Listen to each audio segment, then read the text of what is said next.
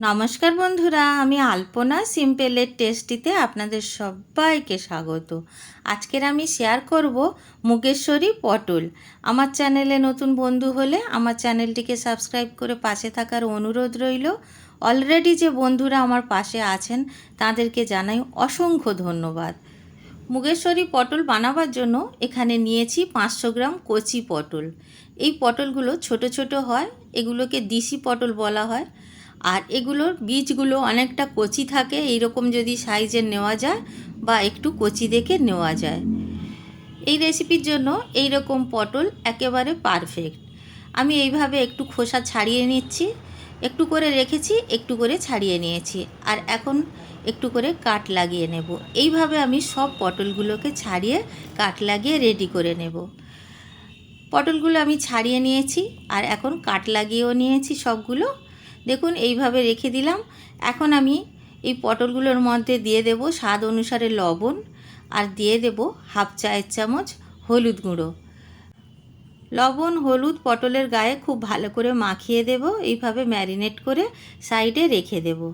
এখানে গ্যাস জ্বালিয়ে আমি কড়াই বসিয়ে দিয়েছি আর 2 মুঠি মতো এখানে মুগ ডাল নিয়েছি, 3 টেবিল চামচ মতো হবে।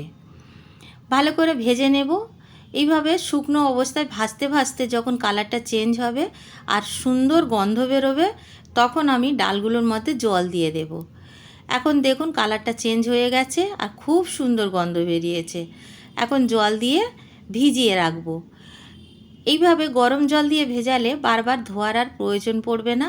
আর জলটা গরমও হয়ে গেছে, যেহেতু গরম ডালের মধ্যে জল দিয়েছি। সাইডে আমি রেখে দিয়েছি একটি পাত্রে নামিয়ে। একই কড়াইতে আমি এখানে দিয়ে দেব সর্ষের তেল। সর্ষের তেল এখানে আমি 3 টেবিল চামচ মতো দিয়েছি। তেলটা গরম করে নিয়ে পটলগুলো ভাজতে দিয়ে দেব। যতক্ষণ পটলগুলো ভাজা হবে ততক্ষণে আমি এখানে একটা মশলা রেডি করে নেব। আর এখানে দেখুন আমি ডালটা ভিজিয়ে রেখে দিয়েছি, ডালটা সরিয়ে রাখলাম। আর একটা বাটির মধ্যে আমি মশলা রেডি করব। এখানে আমি দিয়ে দেব হাফ চামচ হলুদ গুঁড়ো, এখানে দিয়ে দেব হাফ চামচ লঙ্কার গুঁড়ো, দিয়ে দেব এখানে কাশ্মীরি লঙ্কার গুঁড়ো হাফ চামচ, আর জিরার গুঁড়ো দিয়ে দেব হাফ চামচ, আর ধনিয়ার গুঁড়ো দিয়ে দেব হাফ চামচ। সবগুলো চায়ের চামচের মাপ ছিল। নর্মাল যে বাড়িতে আমরা চায়ের চামচ বলে ব্যবহার করি সেই চায়ের চামচের মাপ ছিল। অল্প একটু জল ঢেলে দিয়ে এইভাবে মশলাটাকে আগে রেডি করে রাখবো, তাতে মশলাটা অনেক বেশি স্বাদ পাওয়া যাবে আর মশলাগুলো বেশ ফুলে উঠবে।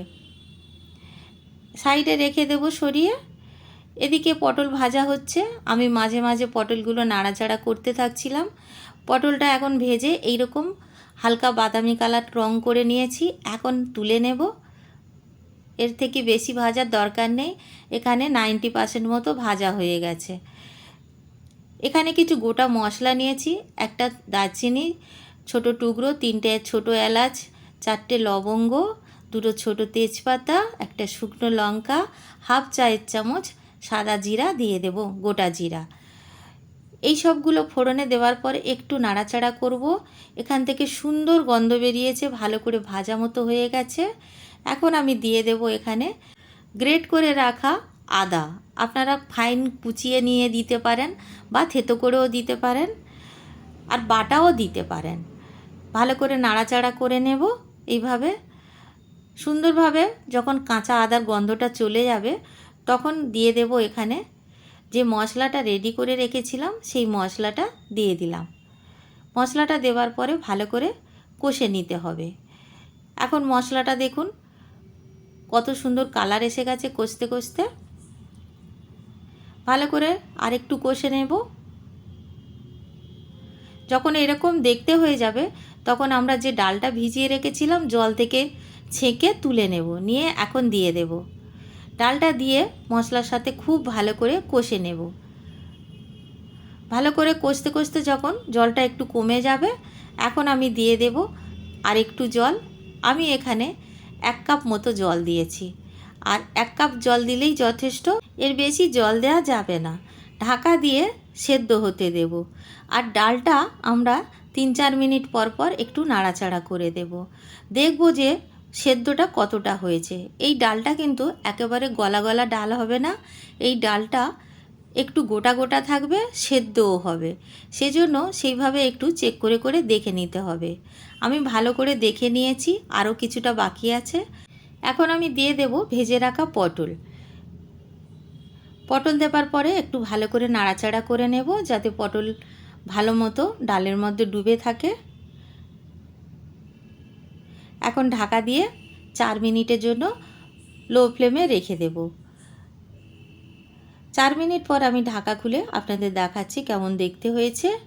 দেখুন বন্ধুরা, কতটা সুন্দর দেখতে হয়েছে। স্বাদ অনুসারে লবণ দিয়ে দেব, দিয়ে আরেকটু নাড়াচাড়া করে নেব, যাতে লবণটা সব দিকটা ভালোভাবে যায়।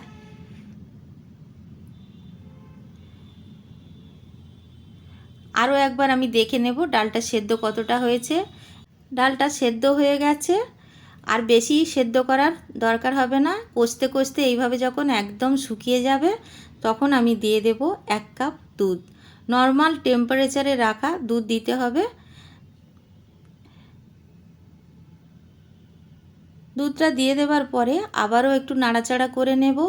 এতটা সুস্বাদু খেতে হবে বন্ধুরা, আপনারা একবার হলেও বানিয়ে খেয়ে দেখবেন, দারুণ লাগে। এইভাবে যদি আপনারা মুগেশ্বরী পটল বানিয়ে খান, যে কোনো নিরামিষ দিনে আপনারা এই রেসিপি ট্রাই করে দেখতে পারেন।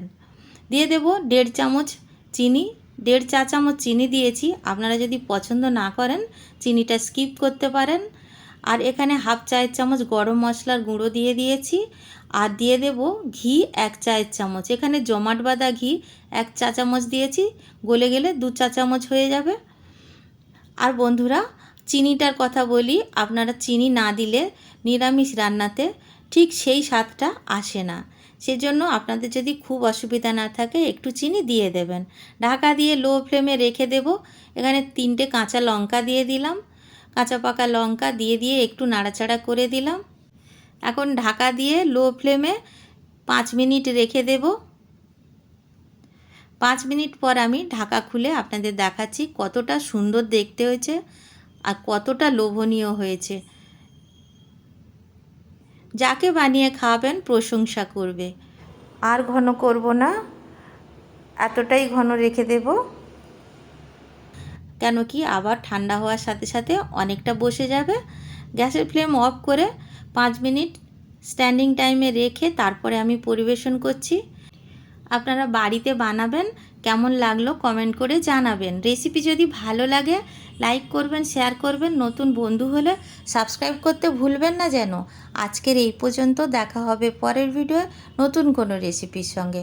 সুস্থ থাকবেন, ধন্যবাদ, নমস্কার।